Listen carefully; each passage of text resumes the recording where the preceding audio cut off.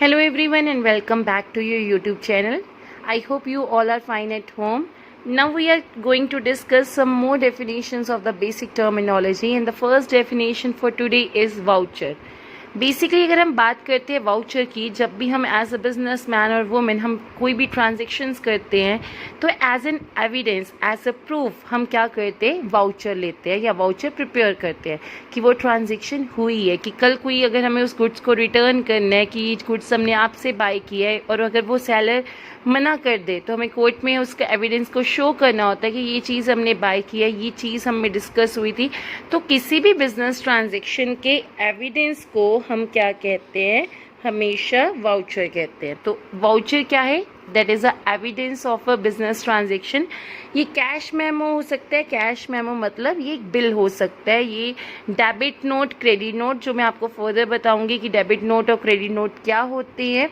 तो ये debit note, credit note या फिर कैश मेमो, बिल वगैरह जो होते हैं, that is a voucher. That means a proof of your transaction कि आपने वो सामान उसी सेलर से ख़रीदा है या फिर आपने ये सामान इस पर्सन को बेचा है, इस क्वांटिटी का और इस प्राइस पे। तो whatever is that evidence और proof you are having, that is called the voucher.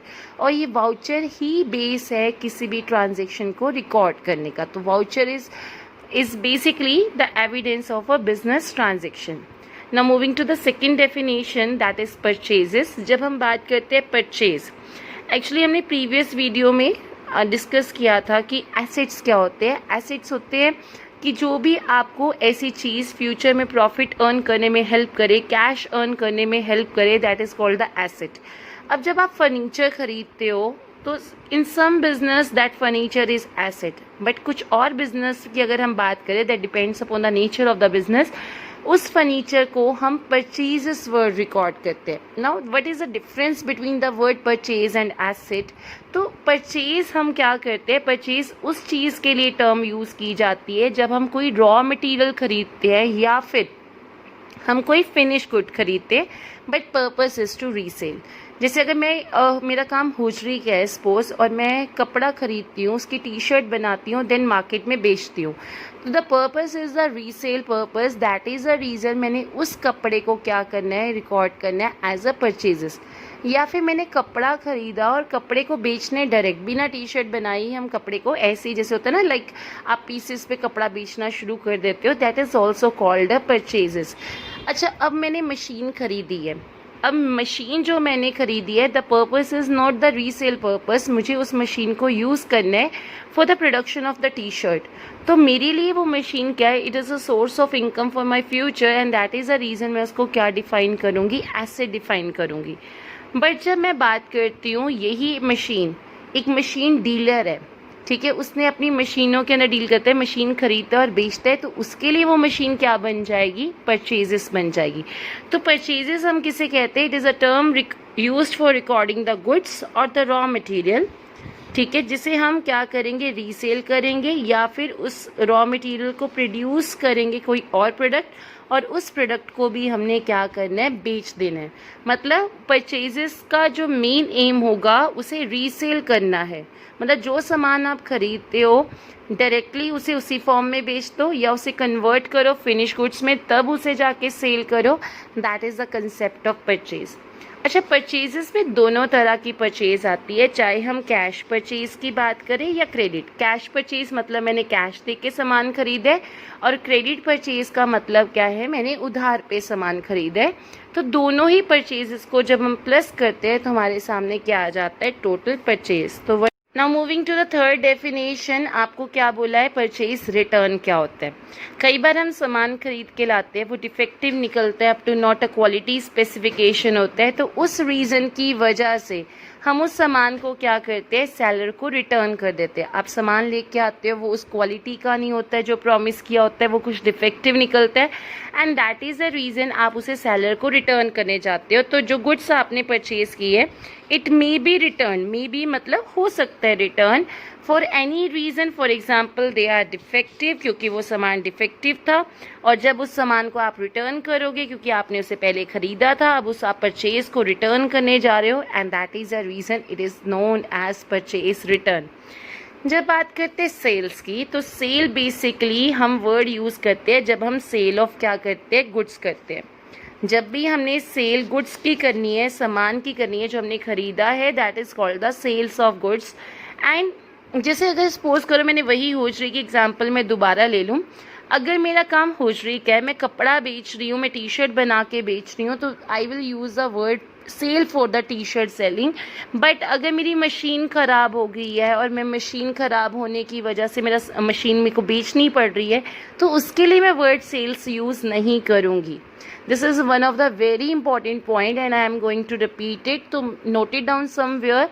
अगर मेरा काम होजरी का है और मैं क्या कर रही हूँ, कपड़ा बना के, टी शर्ट कपड़े से बना के, उस कपड़े से टी शर्ट जो बनाई है उसे बेच रही हूँ, तो वो टी शर्ट मेरे लिए सेल्स रिकॉर्ड होगी। लेकिन अगर मैंने उस टी शर्ट बनाने वाली मशीन को ड्यू टू एनी रीज़न वो ऑब्सलीट हो चुकी है, आउटडेटेड हो चुकी है, वो डिफेक्टिव हो चुकी है, and that is the reason I am going to sell that machine, तो वो उसके लिए मैं सेल्स वर्ड यूज़ नहीं करूँगी। जब फर्दर आप जर्नल एंट्री वाला चैप्टर करोगे ना, तो उसमें जब मशीन बिकती है तो मशीन को क्रेडिट किया जाता है, लेकिन जब गुड्स बिकती है तो सेल को क्रेडिट किया जाता है।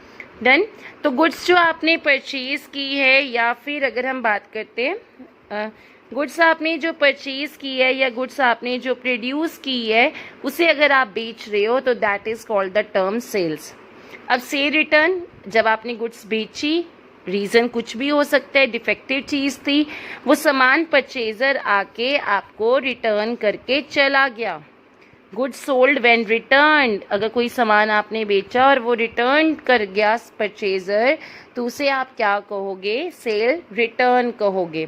Now we are going to read this definition once again. What is voucher? Voucher is basically proof of transaction कि वो ट्रांजेक्शन हुई है। And the best example is a bill, और बिल का दूसरा नाम क्या है, कैश मेमो। जब हम बात करते हैं परचेजेस की, तो परचेजेस वो टर्म है जो हम बेसिकली यूज़ करते हैं उन गुड्स के लिए जिसे हमने क्या करना है, रीसेल करना है।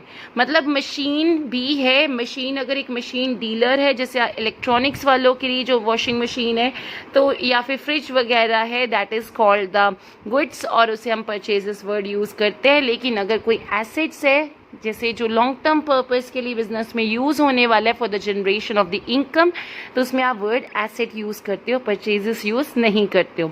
तो the term purchases is used for recording the goods और raw material for the resale और for producing the product which are also to be sold. मतलब जिस चीज़ को बेच देना है, that is called the word purchases. जब बेचेंगे तो उसका नाम सेल्स आ जाएगा। लेकिन अगर इस पर्पस से आपने खरीदा है क्योंकि आप उसे बेचने वाले हो, तो उस सिचुएशन में उसका नाम परचेजेस आता है। और परचेज में कैश एंड क्रेडिट परचेज दोनों आते हैं। सेल में भी सेम कैश सेल और क्रेडिट सेल दोनों आते हैं। वहाँ पे आप खुद नोट डाउन कर लेना कि sales is equal to cash sale plus credit sale. तो व्हाट इज परचेज रिटर्न? आपका जो आपने सामान खरीदा, that goods are not up to a quality specification, that are defective in nature, and that is the reason you are returning that to the seller. And जब आप उस goods को return करोगे, that is known as a purchase return. अब sales क्या होती है? Cell वो टर्म होती है जब आपने गुड्स को बेचा है और गुड्स आपने या तो खुद पर मतलब कि प्रोड्यूस किया है या फिर आपने कहीं से परचेज की है। और सेल्स में आपने ये लिख देना कि sales is equal to cash sales plus credit sale. वो परचेज की एंट्री में जहाँ पे यहाँ पे परचेज वर्ड है, आप सेल लिख लेना, यहाँ परचेज है, यहाँ परचेज है, आप सेल लिख लेना वहाँ पे। एंड सेल रिटर्न, जब आपका परचेजर आपको सामान रिटर्न करता है due to any reason, that may be a defective reason, that goods are defective, not up to quality specification, not as per the promise you made to them, that is the reason they are returning the goods। और इस situation में उसे हम क्या कहते हैं? Cell return कहते हैं। I hope you are able to understand all the definition।